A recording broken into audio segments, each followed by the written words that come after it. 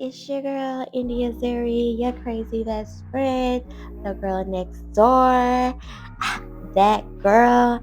Yes, and I'm here to celebrate my 1 year anniversary of being cancer free and remission. I want to share 5 things that I didn't expect from life after cancer. So, yes, I've been going through a lot, guys. I want to give you guys an update. I'm going to start with the positives, and I'm just going to give you what's been going on. I would like to give a shout out to the Most High, my God, my Father, my man, my everything. Uh, whoop, whoop. Thank you, God, for helping me. And I would like to shout out my mom and my sister and my daddy and the rest of my family and my friends. Y'all know who y'all were. Y'all was in the trenches with me.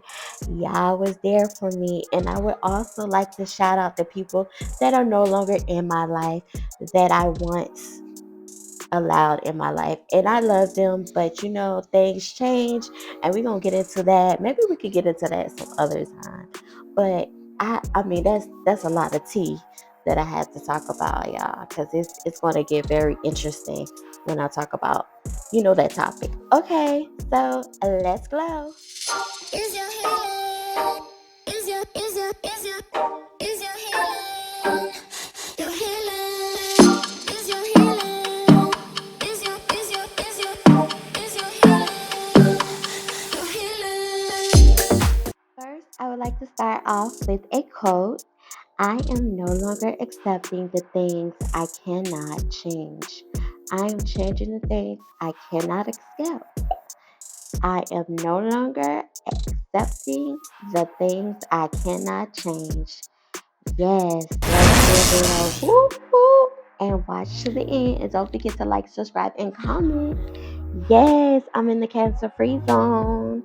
I'm in the cancer free zone. Yes, I am, y'all. So let's talk about it. So first, I would like to share another inspirational quote from a lady. Her name is Nicole Body. She is a cancer survivor. And it starts off saying, all I want to do is live well and love deeply. And that's exactly what I want to do. So, yes. So, I'm going to talk about how adjusting to life after cancer treatment. I mean, it's been a process, a long process. The after effects haven't been too nice for me, you know.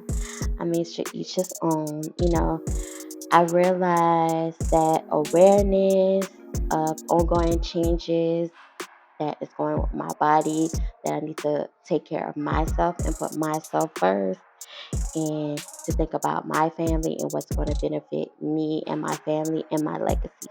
So, it just me, going through everything that I went through with the treatment and everything, and how my family and my friends supported me. And that's about it. I could say that my coworkers or my comrades, that didn't happen. So that's another thing. It's been a lot of discrimination going on. Can I say that? Like discrimination, yeah. And like trying to treat me like I'm like handicapped or something. And you know, I haven't gotten the sticker yet. Okay, so you know, it's just been a little stuff that I noticed that people are doing. A lot of people have like a lot of issues. So okay. So number one, we're gonna talk about the 5 things I didn't expect from life after cancer. So I didn't expect for people to treat me wrong. Aside from that, I didn't expect them to treat me wrong, to have attitudes with me, to not believe what I went through, to try to downplay what I went through, when they wasn't there for me when I went through that. I didn't receive any flowers. I didn't receive any cakes or anything. I never got anything. And for it to be around people, you have to work around with them most of your day, and they're treating you like this. It's ridiculous. Okay. And I would like to shout out my doctor. I have really good doctors, and they have been very supportive of me. And I want to say hi, guys. Okay. So let me get back to the topic. So number one, so the long term side effects are like hell. Like I don't know why I thought I could just go back to normal after having chemotherapy and radiation, because for the last year I have practically been living in doctor's offices. If it's not for my hormones, it's like other parts of my body, like me getting pain. And also I developed what is the name of it that I developed, y'all gotta bear with me. Well, I use a compression machine, so I can't think of the name of it. See, that's another thing. I still have chemo brain, so I be forgetting stuff. And it be taking me a long time to get dressed and go places, and people don't be understanding that. And it's just like, I need you to bear with me, to understand and to accept me that I have changed. And it takes me a lot, and it takes me a long time, because if I like rush, like really go really fast, like I'll forget stuff, or I'll leave stuff unlocked, or one time I left my car cranked and it went dead. It's just stuff like that, and people just don't understand that, like I'm a little slow because my body is still adjusting to being in the working environment and being in a fast paced environment. So that's one thing I would say too. I've been having chronic back pain. um, it's I've been going back to school, so it's been kind of hard with learning stuff, new stuff. It's been taking me a little bit longer than it used to take me. Um, I'm always thankful for the gift of being alive, but sometimes I feel a little down and depressed, and I wish that other people can, understand what I experienced, and they were a little bit more empathetic towards me, or what I'm going through. I'm not just making doctor's appointments. There's actually issues with me, and I just don't like people that do that to people. Try to throw, be passive aggressive and throw shots towards people. Everybody is not going to be the same. Like, everybody goes through different things. Everybody has a cross to bear. This is my particular cross to bear. So I don't see why there's such hate and such negativity towards me around people that don't even know them, don't know me, when I tell them the truth and I'm transparent with them, and they're angry at me. And it's just like, I went through a lot, man. When I say a lot, I used to be sick, crying in my bed, couldn't get out of bed. Some days I'd be like that. I cannot get out of bed. My body is so weak. I cannot get out of bed. So, I mean, I another thing that you go through after cancer and going through the treatment, you have fear of it recurring. Like I always think, you know, when people are around me and they're like coughing everywhere, or they're like just being really like nasty, because my immune system is still weak and stuff like that, and so I really can't really be around them. I don't even know why. I will tell y'all something else that I'm wondering about, because if I get like a simple cold, can actually turn into me being in the hospital. And that's what I think that people don't understand, the misconception of people when they have immune system issues, that they cannot be around people that's coming to work sick and stuff like that. They cannot be around those people. And I just get anxiety about that. And I just like I pray and stuff, and I'll be like, I hope I don't get, the C word and stuff like that, you know, because it's just like people are really, not that clean, and so that I wipe down everything with antibacterial wipes. I carry them around with me, like so. I just lately I've been staying at home because the numbers is getting kind of high. So yeah, I have like a scared I'm scared and I have anxiety at the same time. So it can be kind of overwhelming and it could be kind of distracting from like everyday life. It's a misconception that everything is okay now. And when you move from active treatment to post treatment, that an invisible shift happens. That's what I thought too. And that's what I was told. How different people, different strokes. In the eyes of other, cancer free equals all good. The expectation is that since you don't have cancer anymore, everything about your physical, mental, and emotional health must be okay too. That is wrong. That is so wrong. The expectation is that since you don't have cancer anymore, everything is going to be, fine. Yet your mind and your heart are still processing the experience. Your body is still healing. Like, your body is still healing at that point. Before my cancer diagnosis, I was as guilty as anyone of thinking like I heard cancer free in relation to, my friends and my family members. I would automatically breathe a sigh of relief back then. I didn't know any better, but I also didn't mean any harm by it. So I can understand other people's point of view and how they view it. If you don't do your research about anything, you're not going to know. So whenever someone tells me something, I do my own research about that topic. You know what I'm saying? It was something that I found out today that is so weird. Y'all might be like, really? You didn't know this? But I didn't know that you can get mono from somebody just sneezing or coughing on your utensils or coughing near you. If they have mono, you can get that. And then mono can also turn into a disease that can turn into cancer. I was like, whoa. So in my mind, when I was younger, I was like, mono is like the kissing disease. You only get that as you kissing somebody and they got mono. But if you're working in a very confined space with a lot of people and y'all using the same utensils constantly, people don't be washing stuff right, you could catch mono. It. You could catch anything fast when you're working around large groups of people. So there was something I didn't know, and the type of cancer I have.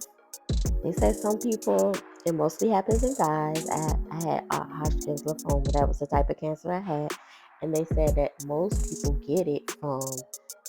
It's called EBV, and that is like mono. So now I'm like scared. Like I'm like, I don't really wanna, eat behind nobody, use nobody dishes, cause it been many times when I wasn't thinking, and maybe somebody probably did drink behind me, or I probably did drink behind somebody else.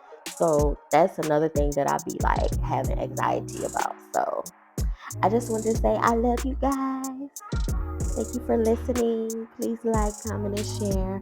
Okay, number 3. I know I've been all off track. That's another thing. I'll be all off track. You'll find out who your real friends are. I love my real friends. Y'all know who y'all are. It's about 3 of y'all that I know that are still currently my friends that have been, well, it's about 4 of y'all. And then I met a new friend that was there for me, and I really appreciate her. I haven't talked to her in a while, but I really appreciate her. I know she's been busy healing herself. She was a former she is a cancer survivor, and I know she's still healing. And I just want to say I love you, and I'm thankful for you being there for me in my time of need. All my friends. I mean, people you haven't talked to in years. Play the concern friend card and get used to the attention and the fake sympathy. You get used to the looks of pity when you go out in public with your scars and your shiny bald head. I actually used to wear a wig or a scarf or something like that over my head. And you hold the genuine people close. They'll be there long after the diagnosis, and that is true. Like, they will be there for you.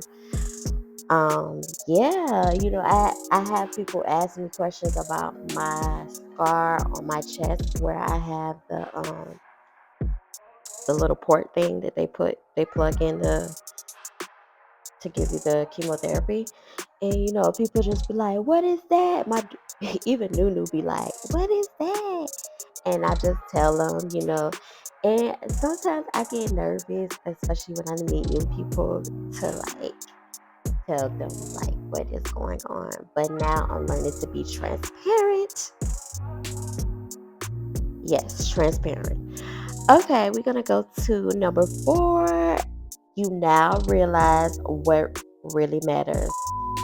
Like, cancer is terrible, but it did teach me some valuable lessons. I learned how to easily brush off stuff that used to really upset me. Even when someone responds to me unpleasantly now, I realize that it has more to do with them than me. And I find myself being more compassionate to people, um, being less shallow and understanding people's situations, and being more helpful. I am also more present in my conversations and more intentional in my relationships with my faith, my family. I haven't really started dating.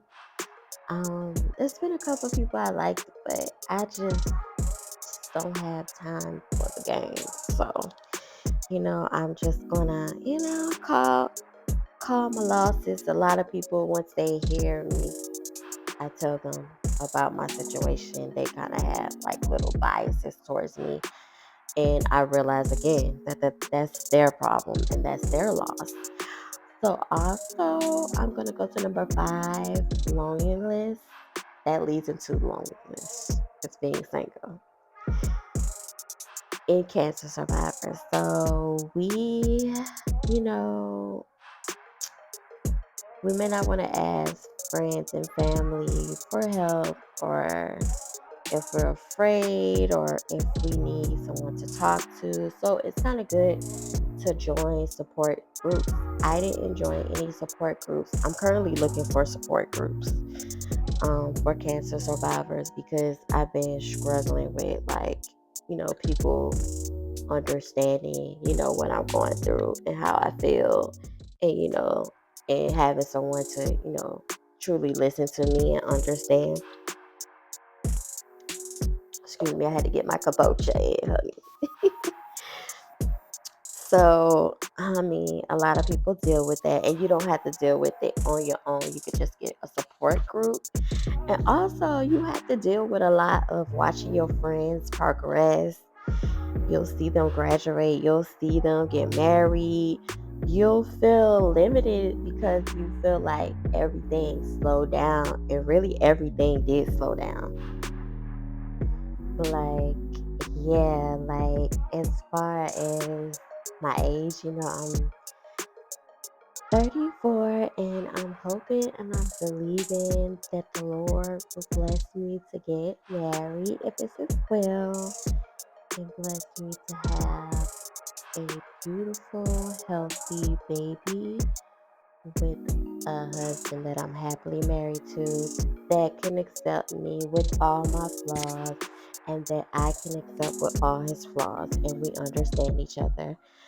And someone real. It's kind of hard to find people who are like real, you know. So, I mean, survivors are often advised to try to take life one day at a time. And I would say that take things one step at a time. That does not mean you should not have plans, but frequently worrying about whether or when those plans will happen will make them more or less likely to happen. Yeah, so like I was like really adamant. I was like, yeah, I'm gonna meet my husband this year, and but now I'm just like relaxed. I'm like, if it don't happen, it just don't happen. It's God's will. But yeah, that was five, or was that six? I'm gonna give you a bonus one. Take time to grieve. Realize that you're more than the scars that cancer left behind. When you're feeling more confident about yourself, others will feel more comfortable around you. And that is true. So, like, just take it one step at a time and just trust in a divine power, whoever that may be to you. And just try not to stress. And if anything is causing you stress, that means it's time to move on from that. So, yeah, I'm going to end with the affirmation. I am so blessed. Everything's works out for me. Everything goes my way. Yes, I am so blessed. Everything works out for me. Everything goes my way. It's all about believing. Don't forget to follow me on all platforms. Subscribe, comment, outie.